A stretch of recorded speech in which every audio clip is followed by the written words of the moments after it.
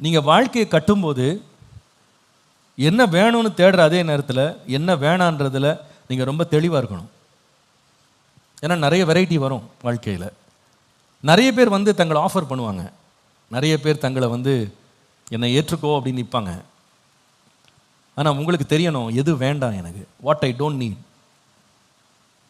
அழகாக இருக்கிறதுனால ஏற்றுக்கொள்ள முடியாது, அழகான குரலாக இருக்கிறதுனால ஏற்றுக்கொள்ள முடியாது, வந்து ரொம்ப பாசமாக பேசுறதுனால ஏற்றுக்கொள்ள முடியாது, வாலாட்டுறதுனால ஏற்றுக்கொள்ள முடியாது, நான் உண்மையாக இருப்பேன் அப்படின்றதுக்காக ஏற்றுக்கொள்ள முடியாது. You need to know which one to reject. இது எப்படின்னா, நீங்கள் ஒரு துணி கடைக்குள்ளே போனீங்கன்னா அங்கே பார்க்குற வஸ்திரங்கள்லாம் ரொம்ப ரொம்ப அழகாக இருக்கும். ஆனால் எல்லாத்தையுமே நம்ம வாங்குறது இல்லை இல்லையா? முதல்ல பார்த்தீங்கன்னா எல்லா ட்ரெஸ்ஸுமே நமக்குன்னு செஞ்சது கிடையாது, அதை முதல்ல தெரிஞ்சுக்கணும் நம்ம. இப்போ நான் கூட கடைக்கெலாம் போகும்போது எப்பயாவது அங்கே பார்த்தா சின்ன பிள்ளைங்களுக்குன்னு ட்ரெஸ் வச்சுருக்காங்க.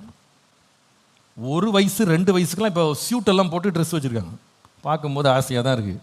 அடாடா, இப்போ பிறக்காமல் போயிட்டோமே, நம்ம பிறந்த காலத்தில் யார் இப்படி வாங்கி கொடுத்தா, ஆசை இருக்குது. அதுக்காக அந்த சூட்டை வாங்கினா எனக்கு பத்துமா? பத்தாது. அப்போ பார்க்குறதெல்லாம் எனக்கு வந்து என் சைஸ் செட் ஆகாது இல்லையா?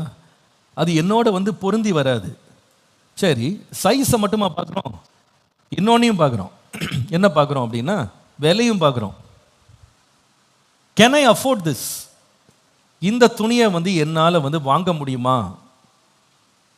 கையில் எடுத்துக்கலாம், பில்லிங் கவுண்டருக்கு போகும்போது பில்லு கட்ட முடியுமா நான் யோசிக்கணும். அந்த கவுண்டரில் போட்டுப்பான் பாருங்க, 100 ரூபாயிலேருந்து 300, அதுக்குமா 400லேருந்து 800, அதுக்குமா 1000லேருந்து 15,000 கூட போட்டிருப்பான். ஏன் 45,000 கூட புடவை இருக்கும். நீங்கள் சும்மா கட்டி இறக்கி போடுன்னு எல்லாத்தையும் பார்த்துக்கலாம், தொட்டுக்கலாம், எல்லாம் பண்ணிக்கலாம். ஆனால் கவுண்டருக்கு எடுத்துகிட்டு போகும்போது கையில் என்ன இருக்கணும் சொல்லுங்கள்? காசு இருக்கும். ஏப்பா, சில ப்ரொப்போசல்லாம் ஃபோட்டோவில் பார்த்துக்கலாம்பா, கவுண்டருக்கு எடுத்துகிட்டு போனால் உன்னால் சமாளிக்க முடியாது.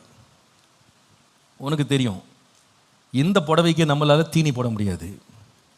சொல்கிறது புரியுதா உங்களுக்கு? இந்த ப்ரொப்போசலை நம்ம கட்டி காக்க முடியாது, இது நம்ம தகுதிக்கு ரொம்ப அதிகம் அப்படின்னு கண்டுபிடிப்போம். அப்போ இதெல்லாம் யாருமே கட்ட மாட்டாங்களா? கேட்டா இதை வாங்குறதுக்குன்னே சில பேர் இருப்பாங்க. இது சில பேருக்கு பொருந்தும், எனக்கு பொருந்தது. அப்போ நான் என்ன பண்ணணும் அப்படின்னா, உள்ளே போகும்போது என் சைஸை பார்க்குறேன். இது இல்லைங்க, இது என் சைஸ் இங்கே தான், அந்த சைஸ் எனக்கு ஃபிட் ஆகிற இடத்துக்கு நான் போகிறேன் முதல்ல. ரெண்டாவது ஃபிட் ஆகிடுச்சாமா விலையை பார்த்துட்டு வேறு கவுண்டருக்கு போகிறேன். இந்த விலை நமக்கு ஒத்து வராது. சரி, இப்போ அடுத்தது என்ன பார்க்குறோம் அப்படின்னா, இப்போ ஸ்டைல் பார்க்குறோம். சில வஸ்திரங்கள் ரொம்ப கம்மி விலையில் கிடைக்கும், கரெக்டாக ஃபிட்டிங்காக இருக்கும், ஆனால் அது ஒழுக்கமாக இருக்காது. அந்த வஸ்திரத்தை எடுத்து போட்டிங்கன்னா தவறான செய்தியை கொடுத்துரும் வெளியில். அப்போ நான் என்ன பண்ணுறேன்னா, என்னதான் சைஸ் ஃபிட் ஆனாலும், என்னதான் எனக்கு ஏற்றபடி பணம் கொடுக்கக்கூடிய வசதி அதுக்கு இருந்தாலும், என்னுடைய ஒழுக்கத்தை நான் என்ன ஒழுக்கம் வச்சுருக்கிறேனோ அதற்கு சம்பந்தப்படுகிற ஒரு துணை இது இல்லை, வஸ்திரம் இது இல்லைன்னு சொல்லிட்டு அந்த கவுண்டரை விட்டு நான் வெளியே போகிறேன். சில வஸ்திரங்களை வாங்க போகும்போது அந்த வஸ்திரம் பார்த்தீங்கன்னா போட்டிங்கன்னா அறகுறையாக இருக்கும். நான் சொல்ல விளக்குதில்லை உங்களுக்கு? அலங்கோலமாக இருக்கும் பார்க்குறதுக்கு. புது பேண்ட்டுன்னு வச்சுருப்பான், அதே கிழிச்சு வச்சுருப்பான். புது பேண்ட்டு கிழிச்சு வச்சுருக்கீங்க, கிழிச்சதெல்லாம் எப்படி வாங்குறதுன்னா இதாங்க ஸ்டைலுன்னுவான். இதை வாங்குறதுக்குன்னே சில பேர் காசு கொடுத்து வாங்குவான், அது அவனுக்கு ஒத்து வரும். ஆனால் நான் கிழிஞ்ச போன பேட்டை வாங்குறதுக்கு நான் இது காசு கொடுக்கணும்னு என் மனசு சொல்லுது. என் உடம்பை நான் இது காட்டணும், கிழிஞ்சு போன மாதிரி எதுக்கு என்ன நான் பிரதிபலிக்கணும்? இது எனக்கு ஒத்து வராத காரியம். அப்போ நான் என்ன பண்ணுறேன், இந்த ஒழுக்கத்தை தாண்டி நான் வெளியே போகிறேன். இதே போல தான் வாழ்க்கை துணையை கண்டுபிடிக்கிறது. நல்லா கவனிப்பா, எல்லாரும் கவனிங்க. எப்படி ஒரு துணிக்கடைக்குள்ளே போகும்போது எல்லா சைஸும் நமக்கு ஃபிட் ஆகாதோ, அதே போல் வாழ்க்கையில் நம்ம பார்க்குற எல்லா மனிதர்களுமே வாழ்க்கையில் துணை அது வந்து ஷோரூமில் நல்லா இருக்கும், கண்ணாடியில் நல்லா இருக்கும், பொம்மை கூட நல்லா இருக்கும், எனக்கு நல்லா இருக்காதுங்க.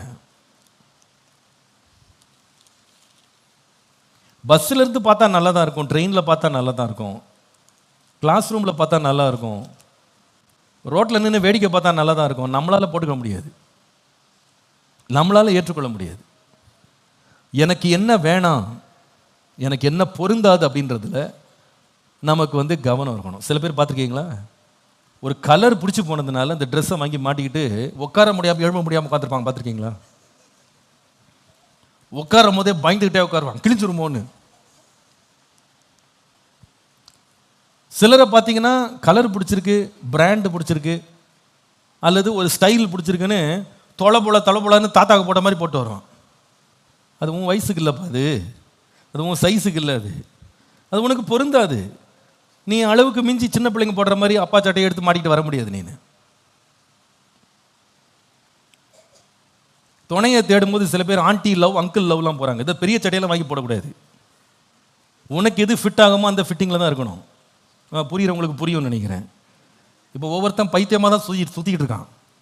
கல்யாணம் பண்ணி ஒழுங்காக லைஃப்பை செட்டில் ஆகிடான்னா ஆண்டியை பிடிச்சிருக்குன்றான். வயசு என்னடான்னா உனக்கு 20 வயசு, இவன் கட்டணும்னு ஆசைப்படுற பொம்பளைக்கு 35 வயசு. என்ன கேவலம் இது!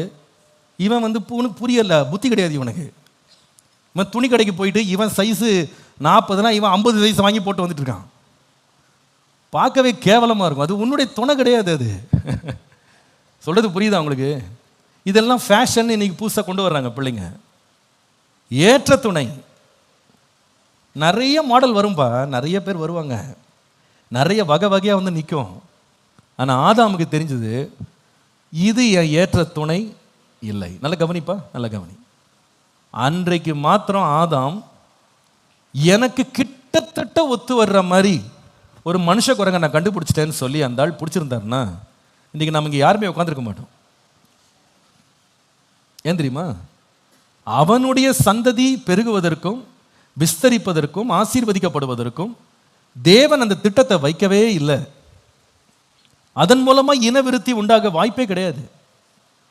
பார்க்கறது கிட்டத்தட்ட ஒரே மாதிரி இருந்திருக்கலாம். பட் அவன் என்ன செய்தான்? ரொம்ப ஞானமாக ரிஜெக்ட் பண்ணான். வேண்டாம், இது எனக்காக உண்டாக்கப்பட்ட துணை இல்லை. நீ என்ன அழகாக பாடுங்க குயிலே, நீ பாடுறத காதால கேட்டுக்கிறேன், ஆனால் என் துணையை நான் வைக்க முடியாது.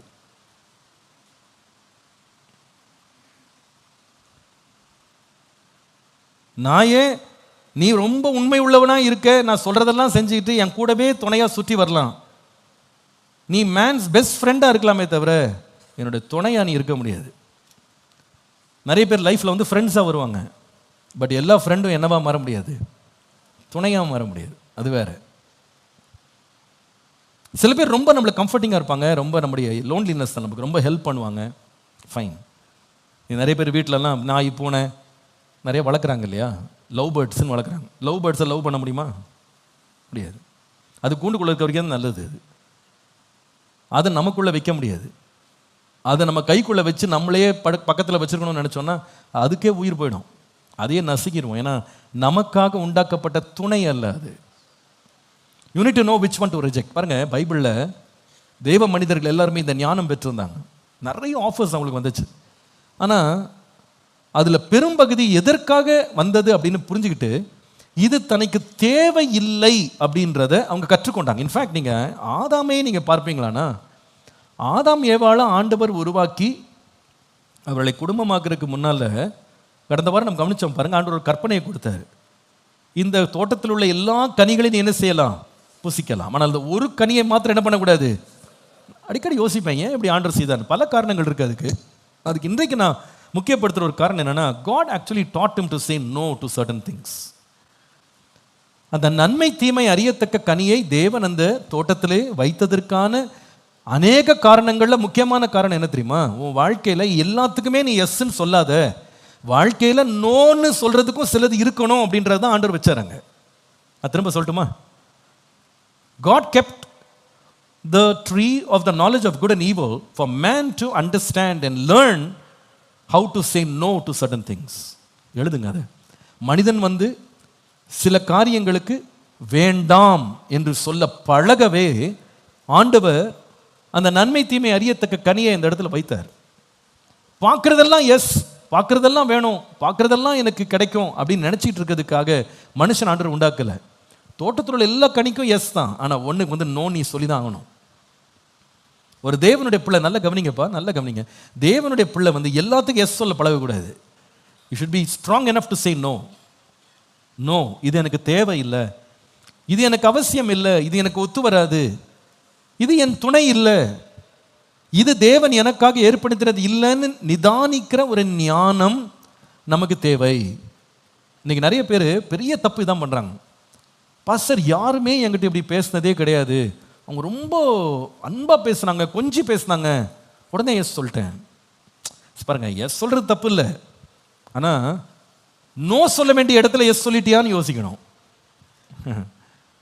ஒருவேளை குரல் நல்லா இருந்திருக்கலாம், பட் அவங்களுடைய குணம் ரொம்ப மோசமா இருந்திருக்கலாம். நீ குணத்தை பார்த்து நோன்னு சொல்லியிருக்கணும், ஆனா குரலை பார்த்து எஸ்ன்னு சொல்லிட்டேன். நோன்னு சொல்ல உனக்கு தெரியுதாப்பா? உனக்கு எந்த காரியத்தில் நோன்னு சொல்லணும்னு உனக்கு தெரியுதா? அது தெரிஞ்சுக்கலன்னா அதுக்கு ஞானம் வேணும். ஆண்டவர்கிட்ட கேட்கணும், எனக்கு ஞானம் கொடுங்க ஆண்டவரே.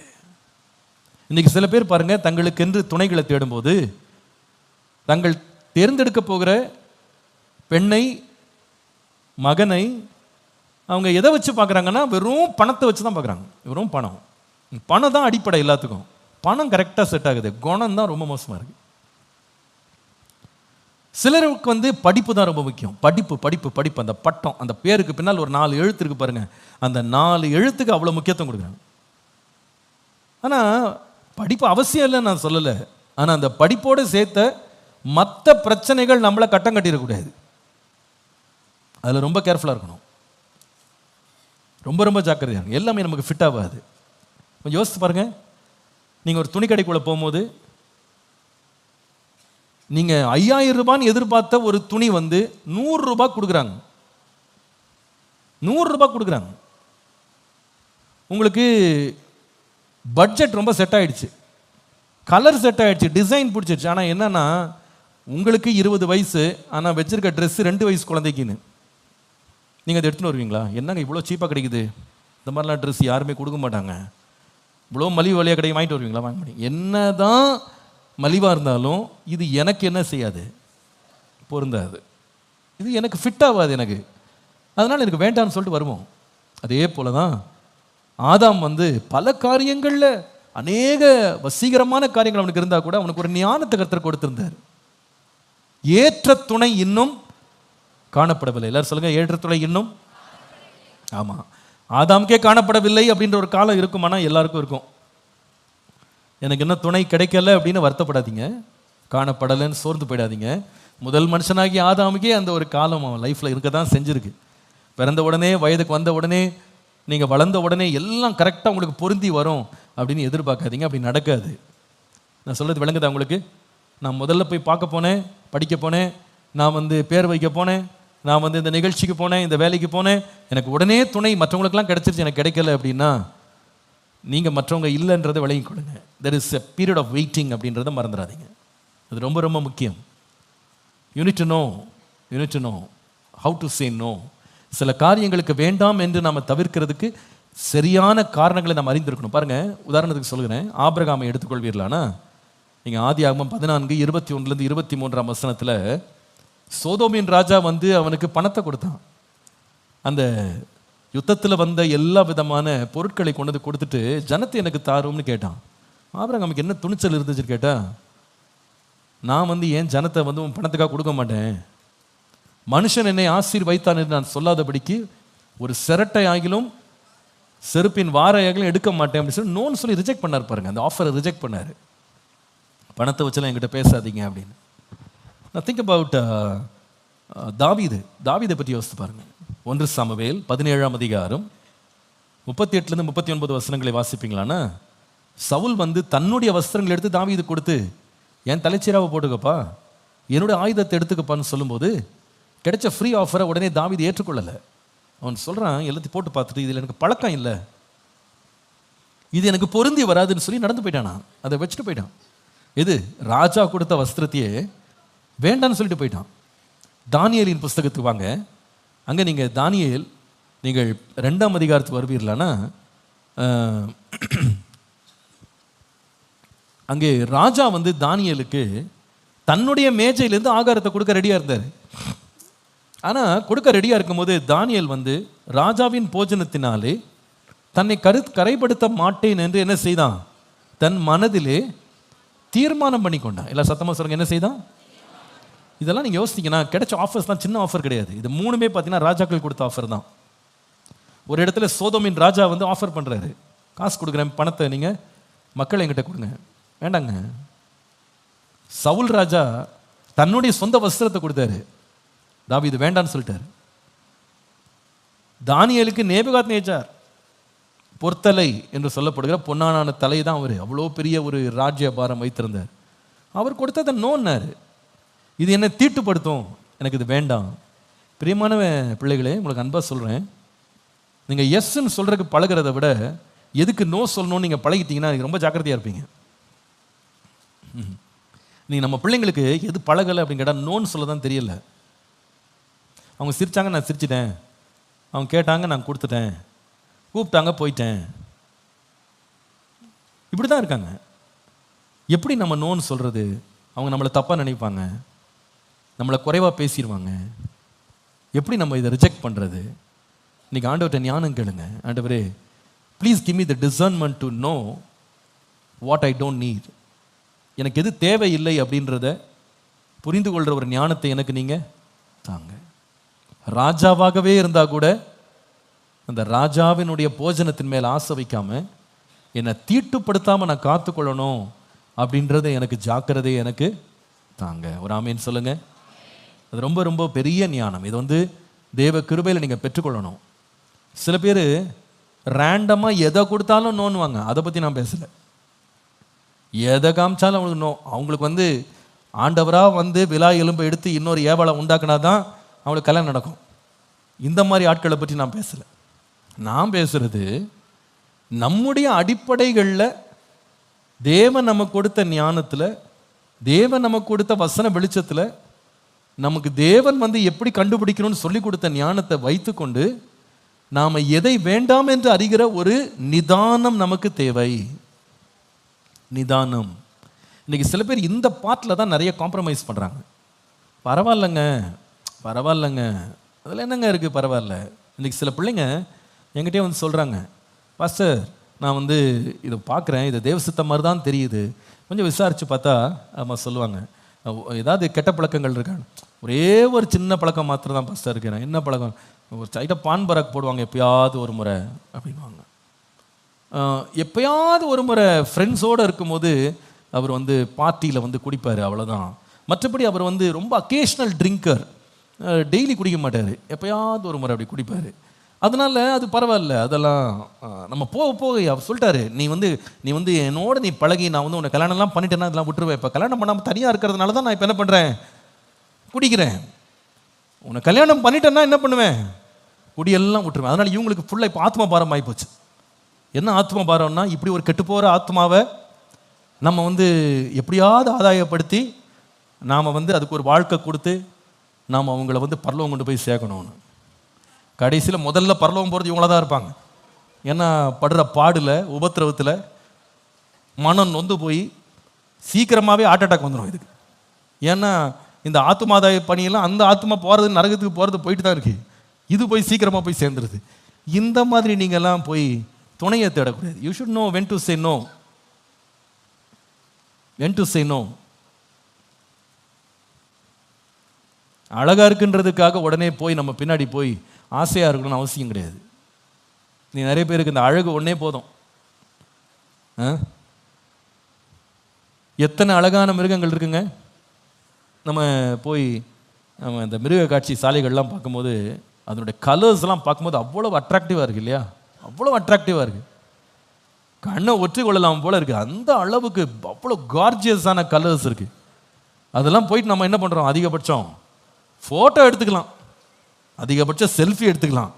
வீட்டுக்கு கொண்டு வரணும்னா அதெல்லாம் நம்மளால் பராமரிக்க முடியாதப்பா.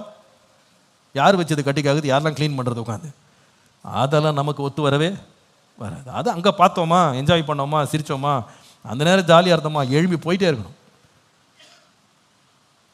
சிலதை வந்து நாம் வந்து ரொம்ப ஜாக்கிரதையாக இருக்கணும். வேடிக்கை பார்க்க இருக்கிறது எல்லாத்தையுமே வந்து என் வாழ்க்கை துணையாக மாற்றணும்னு நினைக்கிறது ரொம்ப பெரிய தவறு. Be cautious to say no. எதற்கு வேண்டாம் என்று சொல்றதில் கேர்ஃபுல்லாக இருக்கணும். சிம்சோன் பெரிய பலசாலி தாங்க, சத்துருக்கள் எல்லாம் பிடிச்சி வச்சு பயங்கரமாக எல்லாரையும் அடக்கி ஆண்டான். நான் தன் கண்ணை அடக்க முடியல, அவனால் ஆசையை அடக்க முடியல. தெலேலாளிடம் பழகும்போது நோன்னு சொல்றதுக்கு தெரியல அவனுக்கு. பாருங்க, கடைசியில் அவளுடைய வஞ்சகத்தில் சிக்கி கண்ணை இழந்தவனாக வாழ்க்கையை இழந்து போனான். Do you know what to say no? உண்மையா சீரியஸாக நீங்கள் திருமண வாழ்க்கைக்காக, பிள்ளைங்களும் சொல்கிறேன் பெற்றோரும் சொல்கிறேன், நீங்கள் ஒரு லிஸ்ட் வச்சுருக்கீங்களா? இதெல்லாம் நோ, இப்படிப்பட்ட மனிதர்கள் நோ, என் வாழ்க்கையில் இவங்க இருக்கக்கூடாது அப்படின்றது ஏதாவது பட்டியல் இருக்கா உங்கள்கிட்ட? You are waiting to say yes, but before you say yes, have you made a list of things for which you will say no? ஆம் சரி என்று சொல்வதற்கு முன்பதாக வேண்டாம் என்று சொல்லுகிற காரியங்கள் பட்டியலில் இருக்கா உங்களுக்கு? முதலாம் சங்கீதத்தில் வாசிக்கிறோம், துன்மார்க்கருடைய ஆலோசனையில், அப்பனா துன்மார்க்கர் ஆலோசனை வேண்டாம், பாவியின் வழி வேண்டாம், பரியாசக்காரன் உட்கார்ற இடம் வேண்டாம். இதெல்லாம் ஃபர்ஸ்ட் டிசைட் பண்ணணும். டிசைட் பண்ணாமல் வாழ்க்கை வளமாகும் என்று நீங்கள் 3ஆம் வசனத்தில் பார்க்குற ஆசீர்வாதத்தை நீங்கள் அனுபவிக்கவே முடியாது. You need to be clear to say no. நீங்கள் நிறைய விசுவாசிகளுக்கு நோன்னு சொல்கிறதுக்கு தான் தைரியம் இல்லை, இந்த பலன் இல்லை. வர்றதெல்லாம் எஸ் எஸ் எஸ்ன்னு சொல்லிகிட்டே இருப்பீங்களானா நீங்கள் வாழ்க்கையில் உங்கள் வாழ்க்கையை சீராக கட்டுறது ரொம்ப கஷ்டமாயிடும். ஆண்டவரே தீங்கை விட்டு விலக எனக்கு கிருபை. ஒரே வசனத்தோடு நான் தொடர விரும்புகிறேன். நீதிமொழிகள் 3ஆம் அதிகாரம் 8ஆம் வசனம் பாருங்க, மன்னித்துக் கொள்ளுங்க, 7ஆம் வசனம். 7ஆம் வசனம், நீ உன்னை ஞானி என்று எண்ணாதே, கர்த்தருக்கு பயந்து, சத்தமா எல்லாரும் ஒரு முறை வாசிங்களேன், நீ உன்னை ஞானி என்று எண்ணாதே, கர்த்தருக்கு பயந்து தீமையை விட்டு, சத்தமா சொல்லுங்க, கடைசி எதை விட்டு விலகணும்? எப்பா மறந்துடாத, தீமை நீங்க தெரிந்து கொண்டதுனால நன்மையா மாறாது. தீமை தீமை தான், இருள் இருள் தான், பிசாசு பிசாசு தான். பிசாசு என்னைக்காவது ரட்சிக்கப்பட மாட்டானா அப்படின்லாம் நீங்கள் ஆசைப்படாதீங்க. அவ்வளோ பெரிய விசுவாசம் உங்களுக்கு வேண்டாம். தீமையை விட்டு என்ன பண்ணணும்? நம்ம விலகணும். பாஸ்டர் எனக்கு தெரியுது பாஸ்டர், தப்பு தான் தெரியுது பாஸ்டர், ஜெபிச்சுக்கிட்டே இருக்கேன், உபவாசம் போடுறேன், அந்த உபவாசத்தில் ஆண்டவர் தீமை என்னவா மாற்றிடுவார். இந்த விசுவாசம்லாம் உங்களுக்கு வேண்டாம். நீங்கள் அந்த மாதிரி உங்கள் வாழ்க்கையை போய் நீங்கள் கெடுக்க வேண்டிய அவசியம் இல்லை. ரொம்ப ஜாக்கிரதையாக இருங்க. தீமையை விட்டு விலகுப்பா.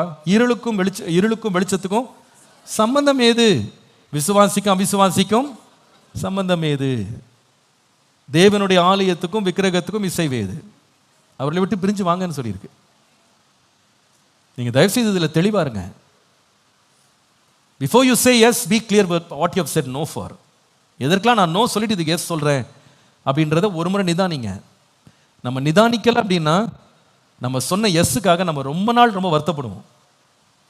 இத்தனை ரெட் ஃப்ளாக் என் முன்னாடி இருக்கும்போது நான் போய் எஸ் எஸ்ன்னு சொன்னனே, எனக்கு நோ சொல்றதுக்கு ஒரு தைரியம் இல்லாமல் போயிடுச்சே, நீங்கள் வருத்தப்படுவீங்க.